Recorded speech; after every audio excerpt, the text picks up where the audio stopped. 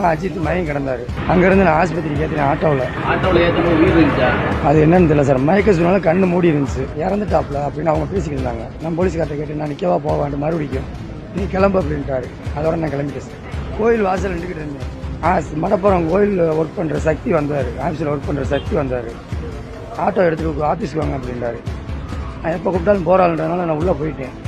அவனும் அஜித் மயங்கி கிடந்தாரு. அங்கேருந்து நான் ஆஸ்பத்திரிக்கு ஏற்றினேன் ஆட்டோவில். ஏற்றி திருப்பணம் சிஹெச்சில் கொண்டாந்து இறக்கி விட்டுருக்கேன். போலீஸ்காரர் வந்தார்.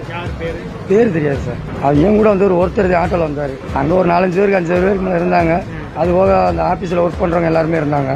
நான் கூப்பிட்டேன், வாங்க ஆஸ்பத்திரிக்கு போகணும்ல, வாங்க யார் கூட வர அப்படின்னு கேட்டேன். இல்லை நீங்கள் போங்க நாங்கள் வர்றோம்னு சொல்லி என்னை முடிச்சிட்டாங்க. அந்த போலீஸ்காரோட நான் வந்து திருப்பணத்தில் இறக்கி விட்டுட்டேன். அதோட அந்த திருப்பணம் நான் உள்ளே வரேன். கரெக்டாக அவங்களும் வந்துட்டாங்க. மித்த போலீஸ்காரங்க பைக்கில் வந்தாங்க. அவங்க சேர்ந்து ஆஸ்பத்திரி உள்ளே கொண்டு போனாங்க. ஆட்டோவில் ஏற்றும்போது உயிர் இருந்துச்சா? அது என்னன்னு தெரியல சார். மயக்க சொன்னாலும் கண்ணு மூடி இருந்துச்சு.